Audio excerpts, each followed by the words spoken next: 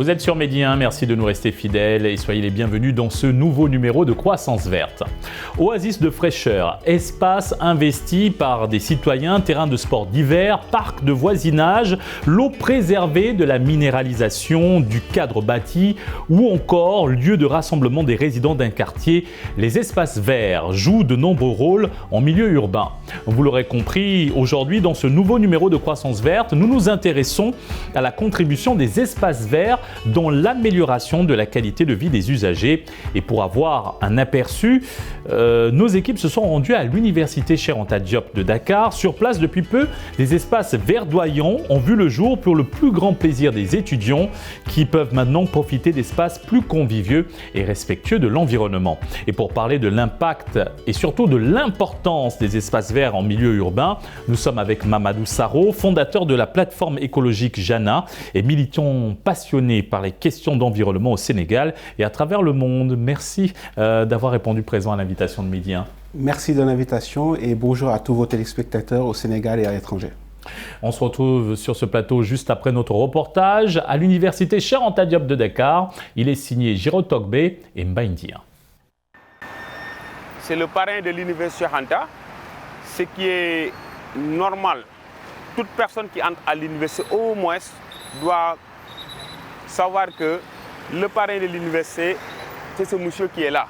L'effigie du parrain de l'université Cheikh Anta Diop de Dakar est érigée dans un décor verdoyant au cœur de l'avenue éponyme, dans la capitale sénégalaise. Nous sommes à l'entrée principale de l'université de Dakar. L'endroit accueille des étudiants sénégalais ainsi que ceux issus de 38 autres pays de l'Afrique. Le campus social est sous la responsabilité du Centre des œuvres universitaires de Dakar. La mission de ce dernier est de favoriser l'amélioration des conditions de vie et de travail des étudiants et élèves des établissements qui relèvent de l'université Cheikh Anta Diop de Dakar.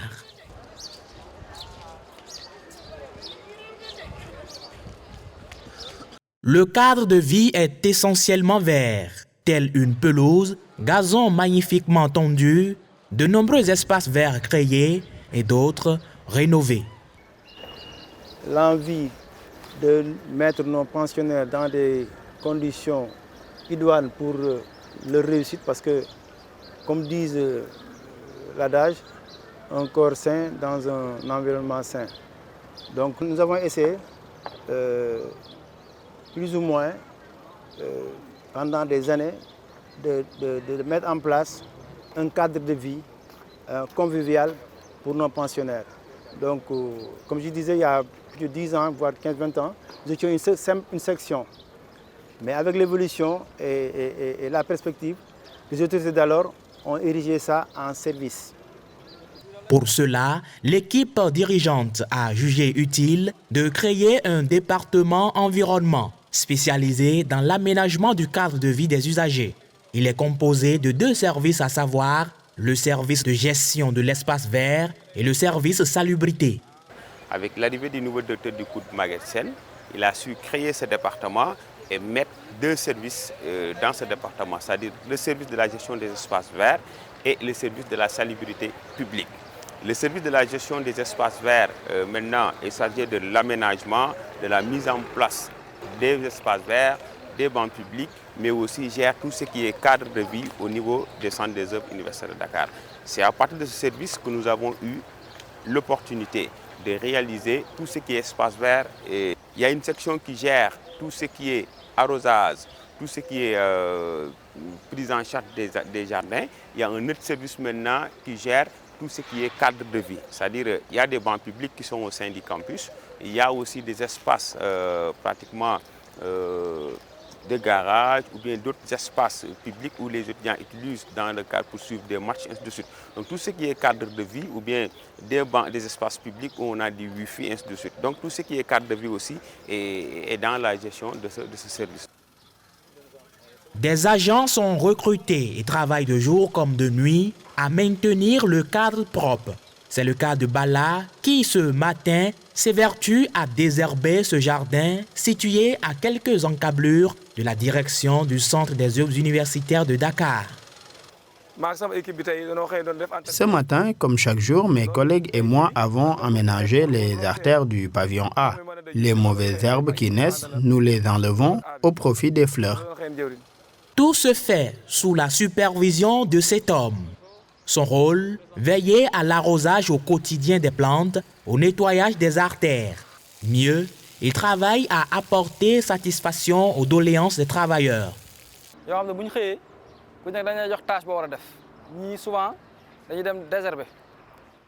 Déjà très tôt le matin, on départage les tâches. Certains font le désherbage, d'autres le nettoyage des cuvettes, entre autres. Vous savez, l'université est très grande et c'est pour cela que nous nous organisons en équipe pour arriver à être à la hauteur de la tâche.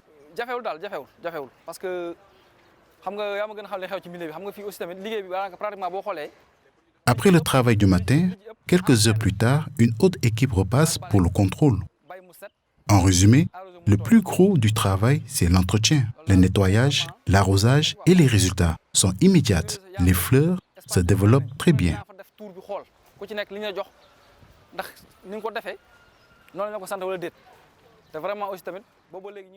Par contre, la principale difficulté que nous avons est liée au manque d'eau.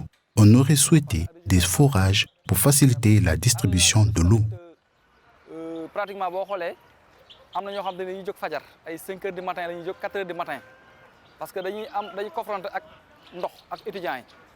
La création d'espaces verts consiste à engazonner son milieu ou à planter des arbres et des haies.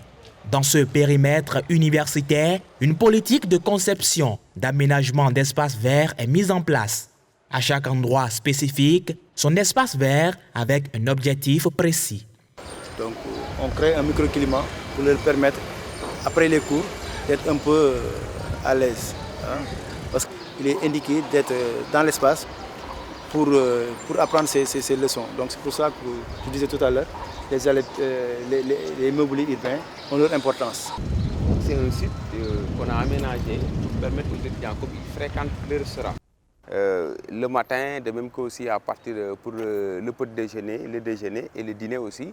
Avant l'ouverture du resto, ils sont là-bas, regardez, avec leurs bancs installés en face. Donc c'est l'aménagement qu'on a su mettre pour permettre au moins aux étudiants d'avoir un lieu de rencontre ou bien là où se trouver en attendant maintenant l'ouverture du restaurant. C'est un site aménagé pour permettre aux étudiants d'avoir un lieu où ils peuvent faire maintenant leurs entraînements, leur fitness. C'est à travers même les images que vous voyez là, bien représentées. On y mettra le maximum possible de bancs publics. On y mettra aussi du Wi-Fi pour permettre au moins aux filles qui logent dans ces deux pavillons d'avoir aussi un site ou bien un lieu où ils peuvent se retrouver entre amis, échanger, mais aussi après les longues études, ils pourront se retrouver ici pour se reposer ou bien pour se détendre.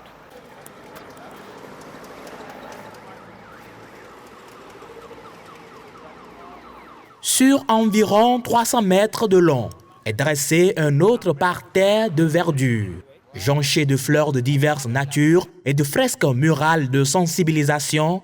Cet espace offre une belle vue sur l'avenue Cheikh Anta Diop de Dakar. C'est un site qu'on a aménagé dans le but aussi pour non seulement permettre aux étudiants en dehors de l'intérieur du campus, mais d'avoir aussi un autre site, un autre milieu qui est non seulement contribué à l'université où ils peuvent se retrouver pour se promener. Au-delà des étudiants aussi, on a pensé aux gens qui habitent dans les quartiers environnants. Parce qu'eux aussi, ils fréquentent l'université. On a su au moins aussi mettre un site qui peut leur permettre, s'ils ont envie de se promener, ou bien s'ils ont envie aussi de découvrir l'espace vert, ils pourront peut-être avoir la chance de venir fréquenter ce lieu. C'est une très bonne chose, c'est une excellente chose, parce que dès que vous venez à l'université, la première des choses que vous voyez, c'est la nature, la verdure. Et je crois que ça, c'est une très bonne chose, c'est une chose fondamentale, importante. Et que je salue vraiment ce geste. Et que je salue également cette volonté des autorités, des gens qui ont vraiment aménagé cet espace de manière très verdoyante. Vraiment, c'est une très bonne chose. Et nous, les étudiants, nous sommes très contents parce que quand l'étudiant, quand surtout un étranger vient, il est surtout frappé par cette verdure que vous voyez à l'université. On a noté un changement notoire au sein de l'université. Donc vraiment, c'est une excellente chose. Non, vraiment, c'est un merveilleux place qu'on a ici parce que avant on n'avait pas tout cela. En ce moment, on a tout cet espace vert qu'on peut voir, qui est agréable à regarder visuellement. Et aussi, il y a plein de choses qui sont changées ici. Cette grosse fresque murale est aussi une façon d'immortaliser Cheikh Anta Diop. Elle fait face au jardin dit des nations. Le concept a été créé lors du 50e du coude et veut symboliser la synergie entre les peuples d'Afrique représentés au sein de l'Université de Dakar. Oui, ce jardin a été créé à l'occasion du centenaire du Centre des universités de Dakar. Le Centre des universités de Dakar a été créé en 1966. Donc en 2016, nous avons eu 50 ans. Nous avons pensé symboliser ça en créant ce jardin des nations et pour une représentation, pour symboliser les nationalités qui fréquentent l'Université Cheikh Anta Diop de Dakar. Donc si vous voyez derrière vous, nous avons mis des mâts où toutes les nations qui fréquentent l'Université Cheikh Anta Diop sont représentées. Donc, et puis on l'a fait aussi, c'est l'entrée du campus universitaire et en face du mythique pavillon A. Donc c'est des symboles, donc c'est symbolique à plusieurs titres. C'est le jardin du livre. Donc ce jardin aussi, comme les autres jardins d'espace vert, on l'a aménagé dans le but aussi de lancer un message aux étudiants. Nous savons qu'ils sont venus à l'université pour étudier, raison pour laquelle à l'entrée, on l'a mis même à l'entrée, la grande porte est là, l'entrée est là. Donc on a bien précisé cette célèbre citation du professeur Anta où on demande aux étudiants de se former et d'armer de sciences.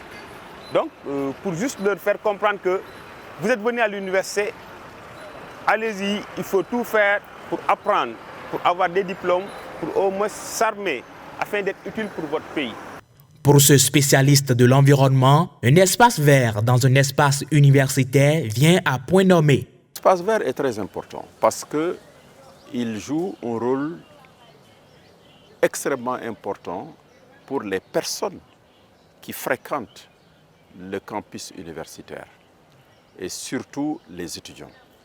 Et pendant les révisions, on observe que les étudiants fréquentent beaucoup ces espaces verts qui leur permettent d'avoir un cadre approprié à la réflexion, approprié à la mémorisation, approprié à la compréhension des cours et documents qui sont en train de reconsulter à nouveau pour préparer les examens. Mais aussi, l'espace vert peut servir aussi d'élément pour appuyer les cours, par exemple les cours de botanique. Dans un contexte de changement climatique, l'espace vert joue un rôle important. Il va contribuer à la séquestration du carbone. L'espace vert joue un rôle dans le domaine de la séquestration du carbone, parce qu'on est dans un contexte marqué par les conséquences des changements climatiques. Donc, le fait que l'espace vert soit composé d'espèces qui fixent le carbone nous permet de contribuer à la fixation du carbone, donc de contribuer à diminuer un peu la charge de carbone au niveau de l'atmosphère. Donc ces espaces verts aussi devraient être comptabilisés dans l'effort qui est fait au niveau des villes, dans le domaine de la séquestration du carbone. La nouvelle architecture de l'Université Cheikh Anta Diop de Dakar est inspirée, selon les autorités, des universités du Rwanda. L'ambition, dans un futur proche, est d'aller vers la certification environnementale ISO 14001. Donc il y a de cela un mois, le COUD s'est engagé pour la certification 14001. C'est une norme environnementale qu'il faut non seulement en dehors de tout ce qui est aménagement, espace vert, mais aussi pouvoir prendre en charge la question de la gestion de l'énergie, mais aussi penser aussi à moins de pollution, mais penser aussi à moins de gaspillage, mais aussi penser à comment transformer le maximum possible le nombre de déchets que nous avons. C'est-à-dire rendre beaucoup plus utile notre consommation, mais rendre beaucoup plus utile aussi tout ce que nous sommes en train de faire comme activité et pour ne pas, ou bien pour sauvegarder davantage notre environnement.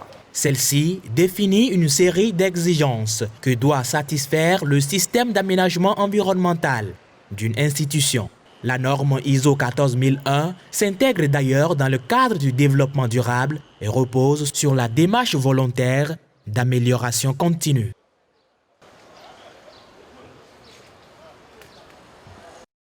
Et de retour sur le plateau de Croissance Verte, nous sommes avec Mamadou Sarro, fondateur de la plateforme écologique Djana et militant passionné par les questions d'environnement au Sénégal et à travers le monde. Déjà, que pensez-vous de ce nouveau cadre de vie qu'offre le campus social de l'Université Cheikh Anta Diop de Dakar ?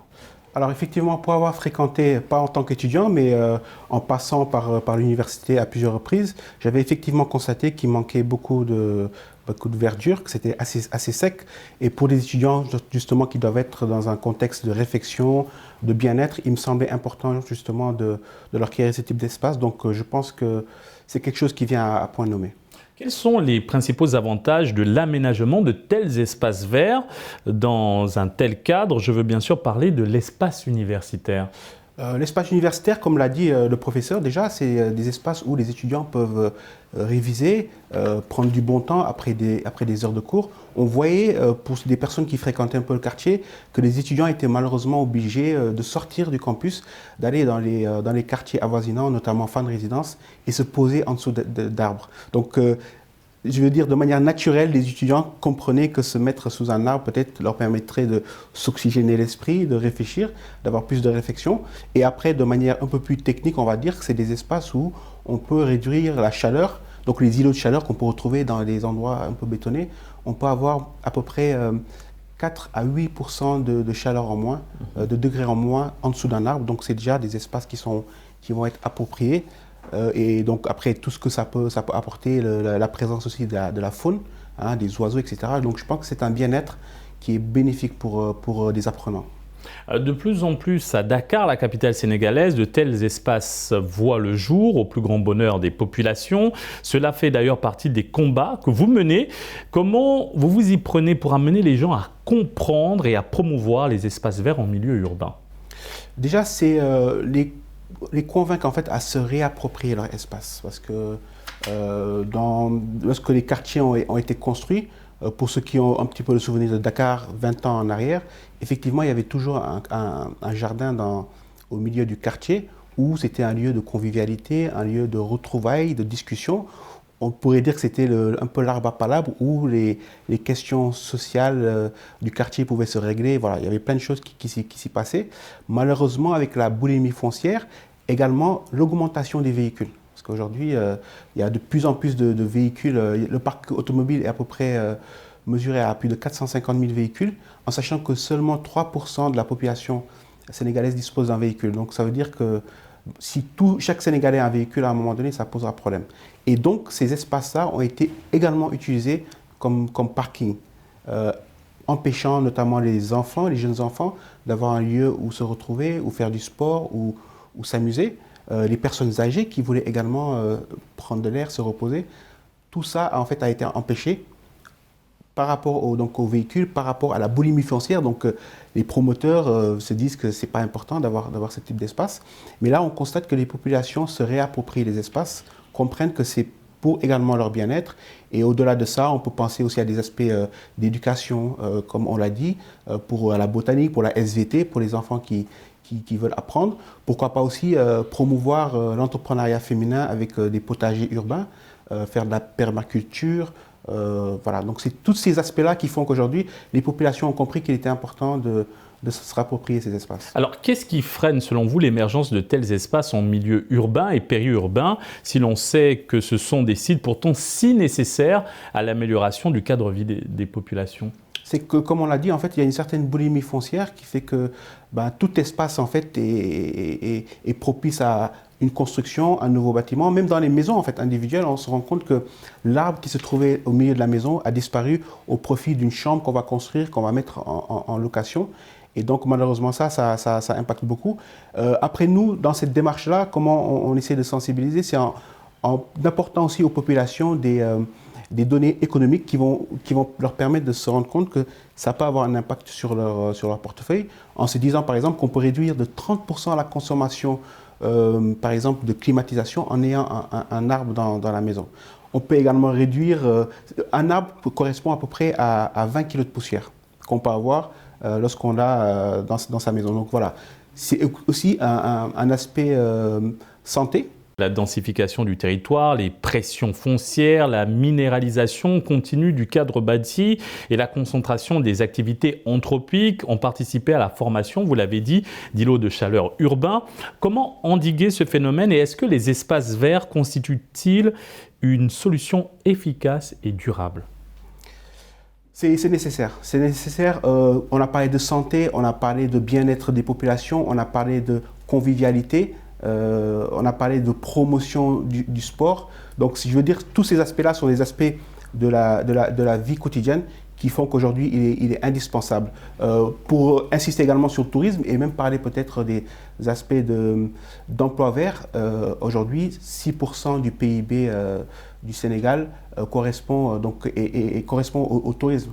Donc, ça représente à peu près plus de 100 000 emplois qui peuvent être créés à travers ce tourisme-là. Et aujourd'hui, on va plus sur un tourisme écologique, comme le Rwanda le fait si bien. Donc, promouvoir ces espaces verts, promouvoir des espaces de détente, de plaisir, d'oxygénation, de réinsertion également de la faune et de la flore, peuvent permettre aussi à donner en fait un signal au monde que le Sénégal se tourne vers ce tourisme écologique-là et nous rapportera forcément une manne financière qu'on pourra partager avec les populations.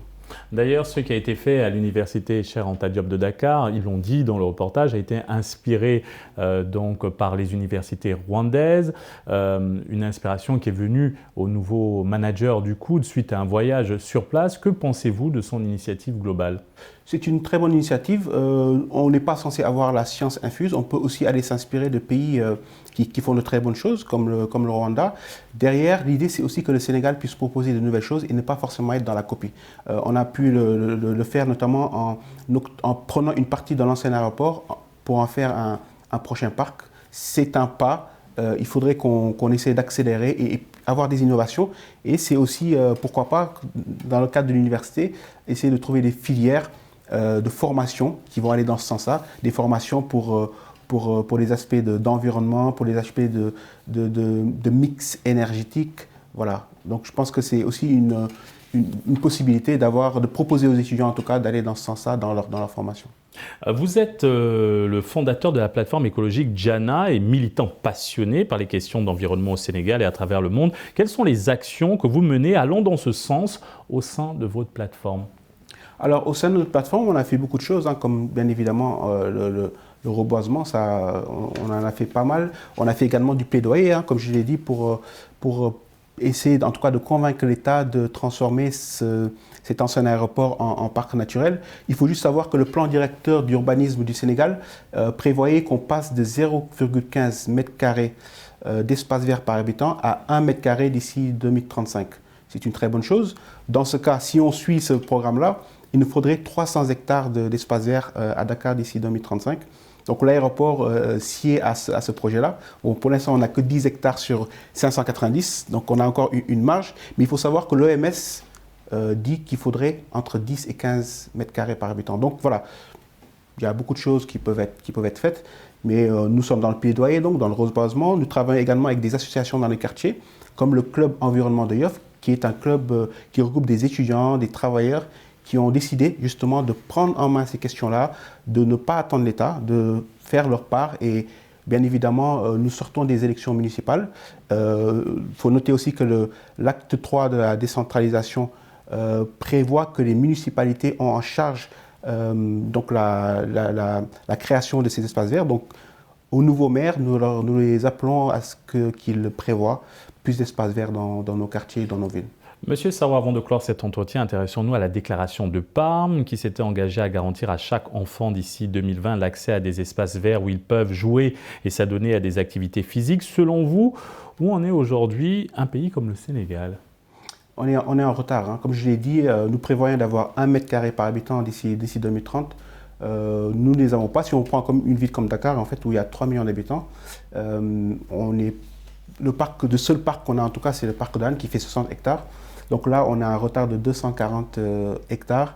On a l'aéroport qui pourrait servir de cela, mais c'est aussi essayer de voir les endroits qui ont été pris de manière anarchique, l'accaparement de certains endroits qu'il faudrait peut-être songer à récupérer. Il y a un économiste qui s'appelle Joseph Schumpeter qui parle de la destruction créatrice. Malheureusement, on devrait aussi songer à cela, récupérer des espaces et peut-être même en centre-ville penser à un système de classement, donc classer des zones urbaines pour en faire des espaces, comme on classe des forêts par exemple, comme la forêt de Mbao. Donc je pense que c'est une réflexion qu'on pourrait porter et essayer de voir comment classer des espaces et permettre aux nouvelles générations de pouvoir vivre dans un environnement sain, parce que c'est également un droit de vivre dans un environnement sain. Merci Monsieur Sarraut pour cet éclairage sur les espaces verts en milieu urbain. Merci beaucoup. Et merci à vous d'avoir suivi cette émission. Très bonne suite des programmes sur Midi 1.